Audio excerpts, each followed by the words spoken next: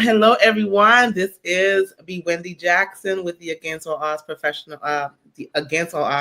Counseling Services. But specifically today, I am here representing the Empower to Empower You podcast, and I am so honored to have J. Rosemary Francis with us. She has a passion for solo moms. It's almost like that is one of her assignments.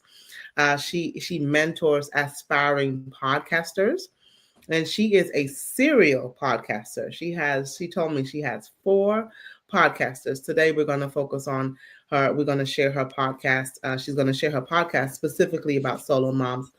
But Jay Rosemary, welcome to the Empower to Empower You podcast.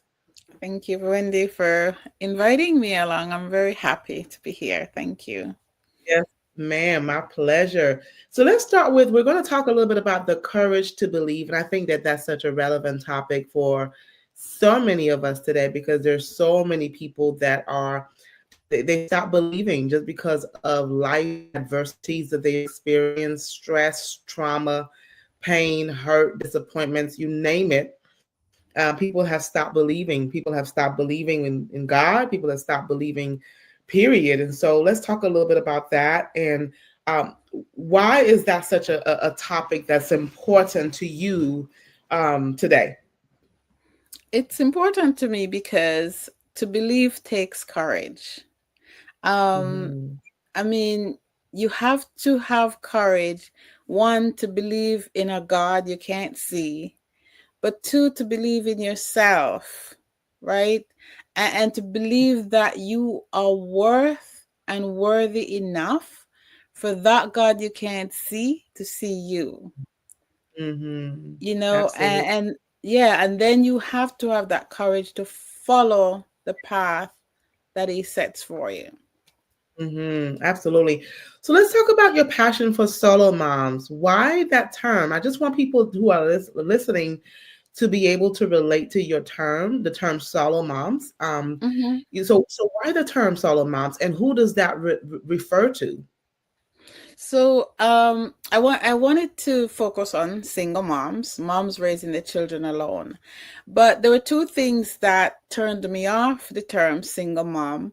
Was that the connotation, when I was looking online and doing some research, there was a lot of blowback to this term single mom, and Mm-hmm. moms raising their kids alone were redefined into something very unsavory, and I didn't like that. That wasn't the personality of a mom I wanted to pursue.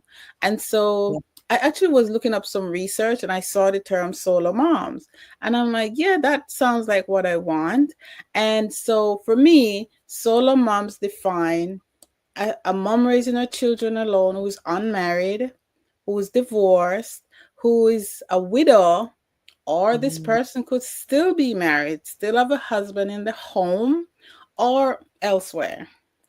Yeah, that's so clear, because there's so many people that attribute a negative perception or preconceived notion about single moms. It's almost like when you say, I'm a single mom, there's this initial assumption that's very negative, that is almost Yes. like, going to stone the adulterous woman. I think about the Mm-hmm. story where the people brought the adulterous woman, but they didn't bring the man. Okay. They didn't, Right. Because he didn't do anything wrong, right? like, it was just her, right? Yeah. And so there is this negative connotation. It's so funny. I just literally met with a client who is a solo mom, and not, her child's father was murdered. And so she's in the position of, and I've also worked with a client whose husband died, is a widow, and having to parent. And so I love how the way you defined it Mm-hmm. relates to so many moms out there who can say, oh my gosh, she's speaking to me. Like you Yes. reach a lot of moms that just, unfortunately, they may be in this position. Maybe some of it is some of their decisions, but it's not always their decisions. It's things that Right. happen to them, things that happen Yeah. around them. So I Yeah. love that. Yeah. Yeah. What do you want listeners to hear and take away from your topic and our conversation today? Well, I want you to take away the fact that you're special, you're worthy, and you deserve to live the life that you were put on earth for, right? Mm-hmm. Mm-hmm. And a lot of times we get lost because we don't have an anchor. We listen to this person, our parents, our teachers, society, and we get lost. And then life comes and knocks us around and we get totally lost. Yeah. And I want you to know that somebody sees you, and that person is your creator.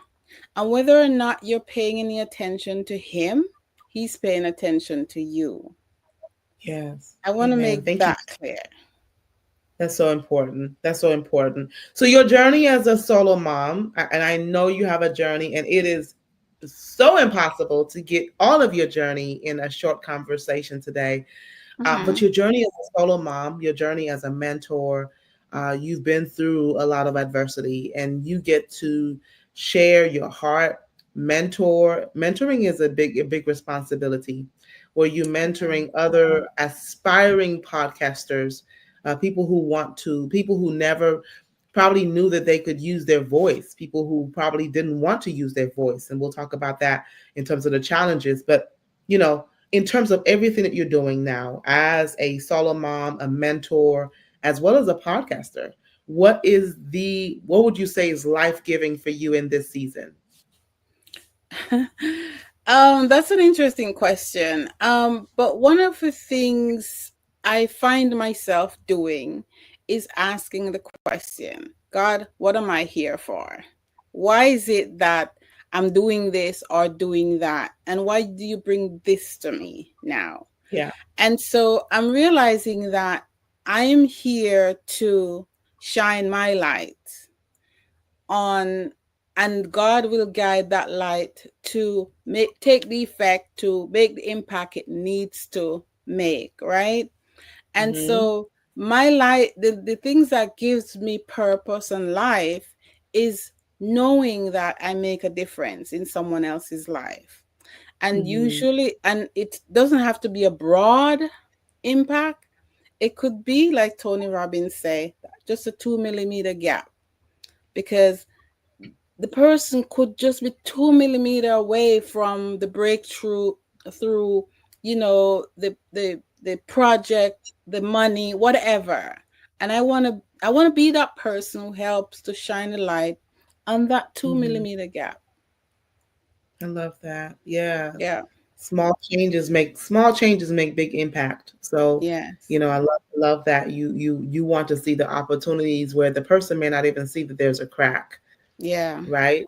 Yeah. But you want to come in with I'm not an architect or anything, a builder, but you want to come in and help the person to see that there's the glue, or the Yeah. cement, or whatever it is to Mm-hmm. seal the crack, and have a strong foundation and be able to function within their purpose, Yes, definitely. unapologetically confident, Yeah. so forth. So the courage to believe, you did not just come up with that just because it sounds cute, right? Like you have courage to believe because you've had some struggles, and you had to find a way to have faith, and as you embrace some difficult things that came your way. So talk a little bit about, what would you say a defining moment of your journey where faith took, front stage of your life to help you embrace the changes that you've had, or the difficulties that you've had to endure? Yeah, so it's a long story, but I'll shorten it for you, for the audience. So I was a divorced mom. I came home one day with my two kids, 2 and 4. My husband had just cleaned out the house and just disappeared. And so I became a solo mom, um, struggling to raise two boys on my own. And it was in the middle of the financial crisis. I was a new real estate agent because I wanted to be home with my children as much as I could. I'd have that flexibility since I was raising two boys alone. But God had he had other ideas. And so in the middle of the financial crisis, I packed up those two boys on God's direction and drove all the way to New York City, 900 miles, and accepted a 2-week job. The job was promised for 2 weeks, and I accepted it. But all through coming to the decision to move and moving and being there, I could see the hand of God in everything I did, because the decisions weren't made consciously. Wow. It was almost like I was on autopilot. Wow. So in that, and I'm sure you gave me the Cliff Note version for understandably so. And so what I'm hearing you say is that you, because of adversity, you didn't wake up one day and say, you know what, kids, we're going to New York. We're going to the Big Apple town. Like this was not a vacation. This was based in survival. This was birthed in adversity. And you notice you said you did not say I moved to New York for a job. You said I moved to New York for a 2-week. All they promised at that time is 2 weeks. 2 weeks, yes. How old were your boys when that happened? They were 11 and 13.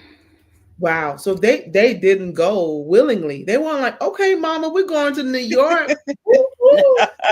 I'm sure no, no, actually, when I told them, they were like, New York City, Mom, no, why? I got it, the spiel. But I got good kids, I must say. When they were younger, I realized I was really struggling with them. And this is a message to moms struggling with their children, especially if they're boys. I took them to church, and most people christen their children. They call it christening their children when they're born. At that age, I took them to God and I said, look, you better take them, because I have no clue what I'm doing and I need help here. And I firmly believe that God answered that prayer. And that trip to New York, that move to New York City, was an answer to the prayer to take care of the boys for me, because that was the best move I ever made. I was in that job for 14 years, and I was with the same company, I should say. There were several jobs and several transitions, but I was there for 14 years. Wow. And that was God's answer to me asking, you need to do this. I can. That is awesome. It's messy, right? But it's such a huge faith story. And I love your message for moms of boys in terms of don't minimize the foundation. The Bible truly says, train up your children in the way that they should go, so that when they're older, they will not depart from it. And sometimes our kids do depart. Sometimes they do, right? But you dedicated your children to the Lord from the time they were babies. And here you are as a mom in the midst of adversity. You have your own grief and loss going on. And it sounds like you didn't even have time to grieve. And that's a whole other conversation for another day. But, you didn't even have time to grieve. You had 2 mouths that you had to feed. You decided. And where were you living at the time? Were you in Florida? I was living in Atlanta, and that's where I was stationed, and that's where I felt comfortable until I wasn't. Yeah, absolutely.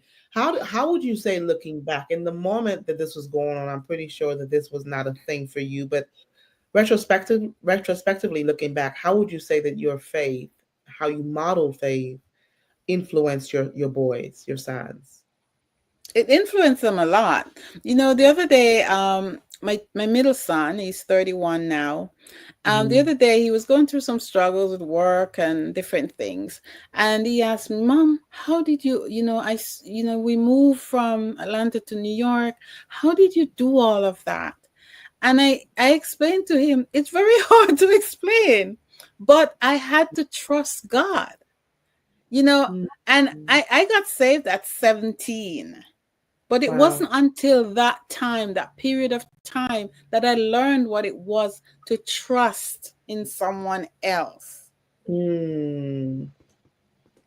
So you learn how to trust in the midst of the most difficult times of your life is when trusting God became more real and more solidified.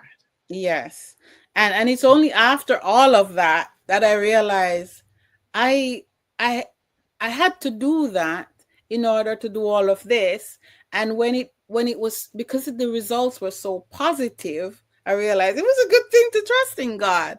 But you don't Yeah. know that when, you don't really know that when you're at the beginning thinking, am I gonna do that? I don't know. I don't know if I can. I need to do this myself. I'm better at controlling things, right? Yeah. And I didn't know Yeah. my father, so I didn't have an earthly example.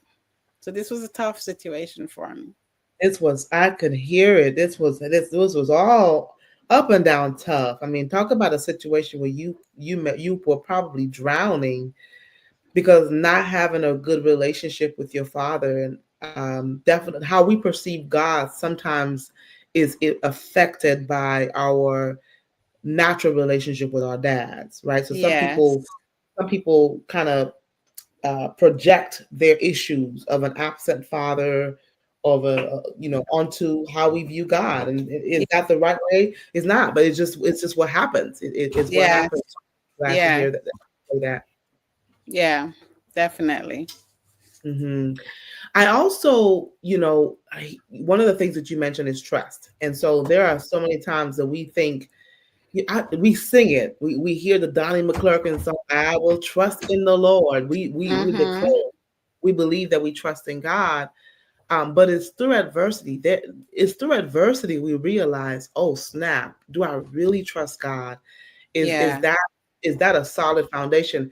And there's a saying that says pain is the best teacher. I don't like that saying, but it is true, right? It What is do you true. think about Yeah. Well, it is true. It's because it's not until you admit that you need help, and usually we wait until it gets too painful for us to it? admit that we need help. And Yes, that's when we search for help, yes. right? And that's when we will accept help. So That is so yeah, I true. do believe in that. Yeah. Yes. Yeah. What do you think, which is a good segue, what do you think are maybe some challenges that solo moms face? Well, the first one is mindset. And I believe Mm, most things, are the challenge, this challenges, this struggle happens between your ears, right? But in a practical sense, working is a big challenge for solo moms. When mhm. you have a job and you have children, it's a hard balance.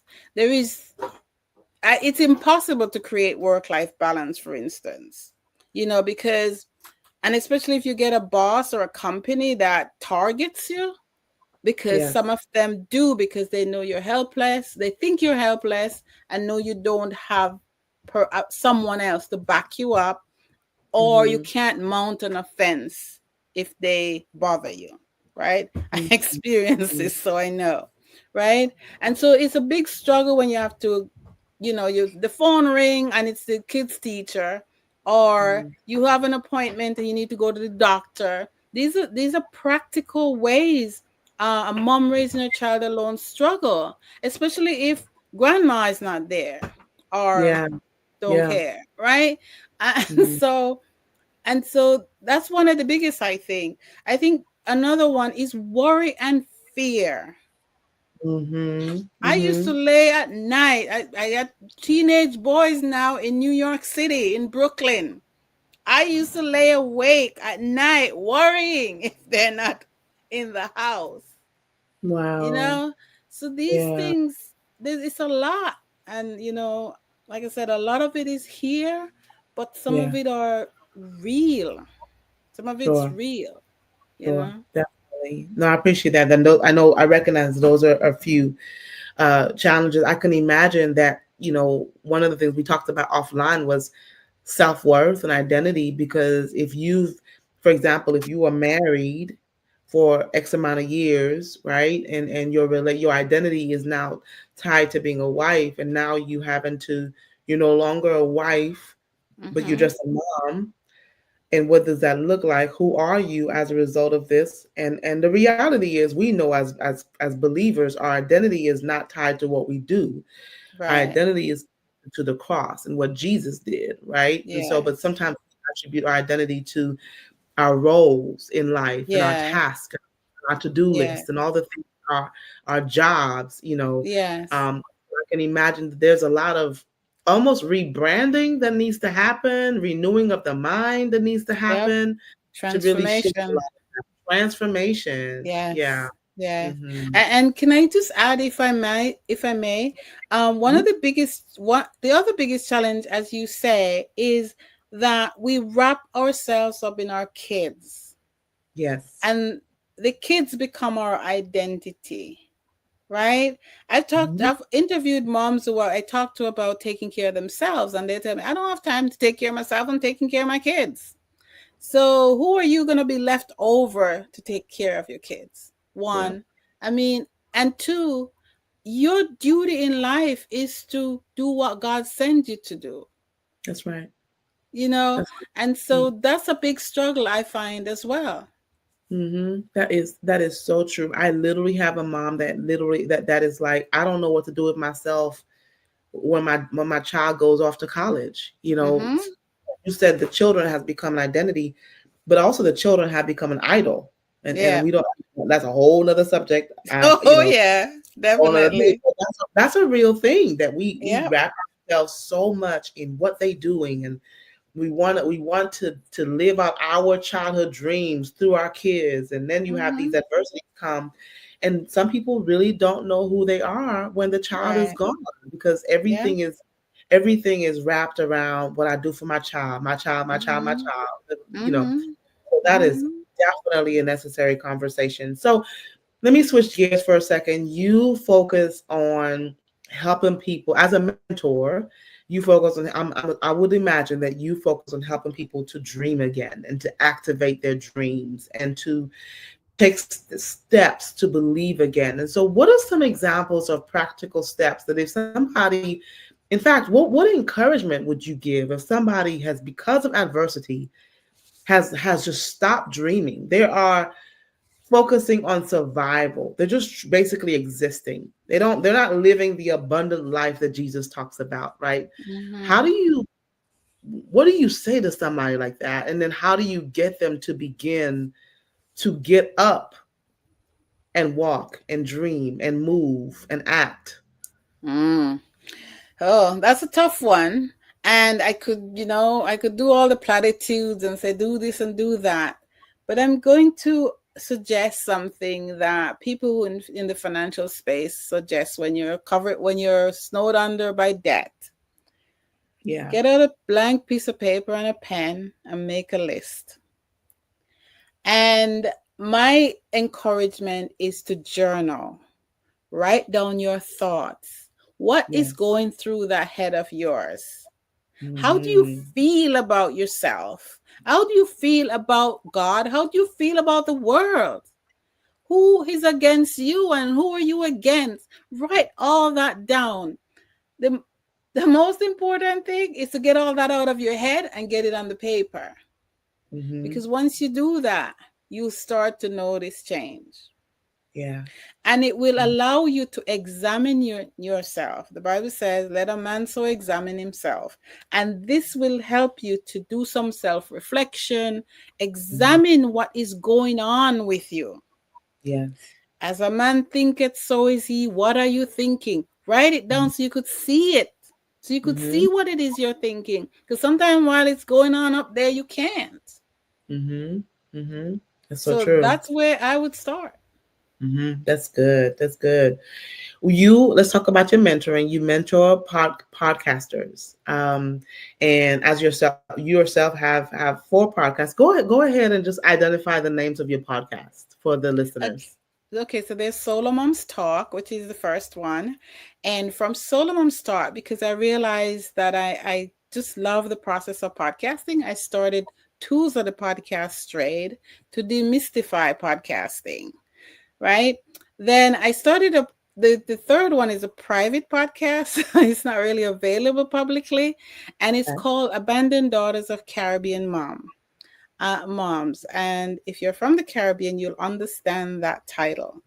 And the fourth one is Solomon's Talk, The Emptiness Years. Ooh. Mm-hmm. Now, why is the Abandoned Daughters Caribbean Moms private? When you say private, is it subscription only? Like only Yes, certain? subscription only. Yeah. That makes sense. That makes sense. Yeah. Okay. Yeah. Why do you believe podcasting is such an important and a powerful tool for impact? For that reason right there, it levels the playing field for broadcasting, right? Yes. Anyone with a smartphone can start a podcast. Yes. Right? So it levels the playing field, and it allows you to be able to create, because we were created to create that space that will benefit either you or someone else, right?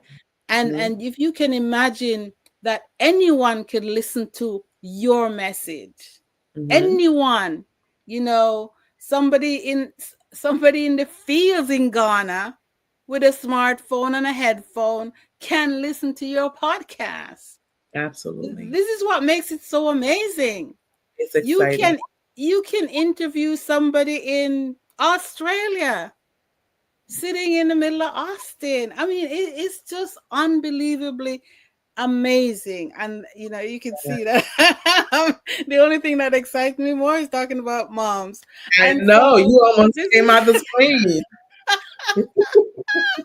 Yeah, so I'm like, I blog, I used to blog, right? And I'm like, this is great. You can always put your thoughts down.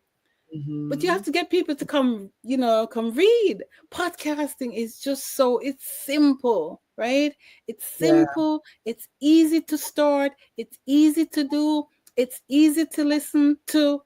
And regardless of your message, there's a space for it, and there's an audience for it. Absolutely. Absolutely. And I can relate to all of everything you said. It is such a beautiful way, even as a helper, a consultant, a counselor, a therapist, I can't serve everybody, but I can encourage the masses, right? I can use my voice to encourage the masses through a podcast, and you get to do the same thing. Like people, if all of, there's no way that you can touch every person's life, but this is a way that you can do it. And it's such a beautiful resource to do that. So let's say that there are people listening and they're saying, oh my gosh, I know I'm supposed to start this book. I know I'm supposed to start a podcast, but I don't know. I can't do it. I hear Rosemary, J. Rosemary got excited about it. B. Wendy's talking about it here, but I'm so scared. I don't know where to begin. I'm tired. I'm not tired, but I'm just scared. I don't know what to do. Nobody would listen to me, and I'm pretty sure like these are some of the things that I don't know about you, but I thought and felt the same way before I got started 5 years ago. And so what would you say to that person, or how would you direct them to your mentorship in terms of getting started? Okay, and she goes with all of that in. So it took me 6 years to start my first podcast. And I had all those objections. Nobody want to hear, my voice not good enough. The lizard brain occupied real estate in my head, telling me, who do you think you are? Right? And the only thing I can say is just pick up your phone and start recording something, anything. My oldest son just started a podcast. And for years, I'm going to start a podcast. But I'm always hearing these things.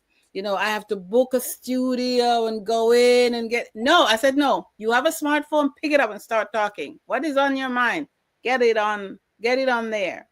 And I have a free guide that you can get, if I have permission to say that. Yes, you do. Yeah, and it's step-by-step guide on how to start your podcast, and it's start to finish. If you need help, there'll be a link of how you could get in touch with me. Given I give the first hour free mentorship. You can ask me anything and I'll answer. But I love start. that. Yes, I love that. I look forward to I'll get the information, the link, direct link for your guide so that I can share. And I just Okay. love your heart. I love that you're willing to offer people, hey, you want to do this? Let's go. This Mm-hmm. is the biggest thing I want to say as we wrap it up is that this is not even about us. No. If God has given us a voice, and there's purpose in every person's life. And Yes. while everybody's purpose may look different, we all have a mouth, and everything is tied to we have to say something. We all have a testimony. Everybody has Yes. a testimony, right? And Yes. so we overcome the devil by the blood of the lamb and the word of our testimony. We have to say Yes. something. Yeah. We cannot experience freedom unless we speak up. We Yeah. can't show up or speak up, right? So I Yes. love that you're offering that to people who say, you know what, I really want to get started. I want to get unstuck. I've been through some difficult things. Life has been so hard, but I want to focus on getting and helping other people heal, helping Yes. other people, whatever the case may be. And I love that you're here to say, hey, you need help on your podcast, or maybe people haven't even thought about doing a podcast when they have so much to share in terms of what they Mm-hmm. overcome, and they Yes. could help other people with their own stories. Mm-hmm. Is Mm-hmm. that And have you found that people maybe they want confident that that's what they wanted to do, but in talking to you or listening to you, they're like, wait a second, I could just share my story. that's right. That's Yeah, right. And I'd like to point out, you're not going to be talking to everybody. The that's right. easiest way to get focused on this, think of that one person that prayed Mm, to God for an answer, and you are the answer. But what are you That's doing? that's They're good. waiting. Yeah, that's good.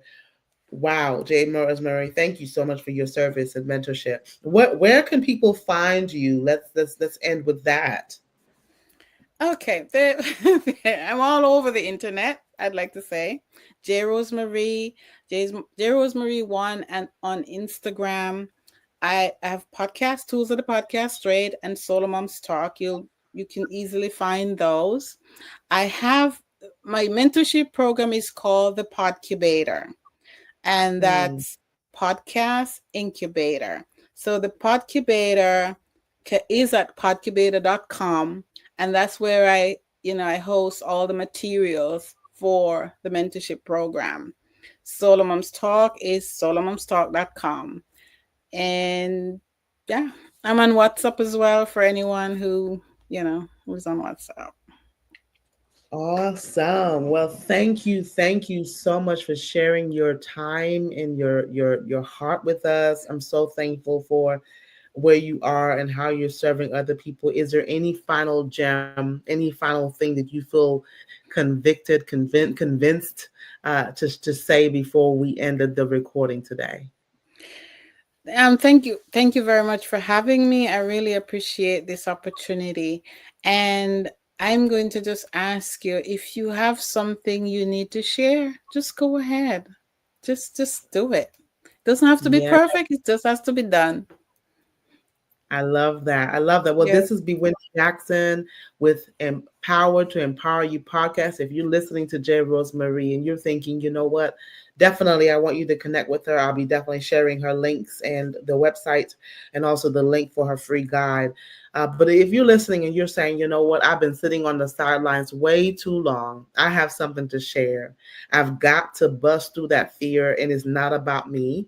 And maybe you want to be a guest on the Empower to Empower You podcast, you can go to againstalodds.com/podcast. Against all odds.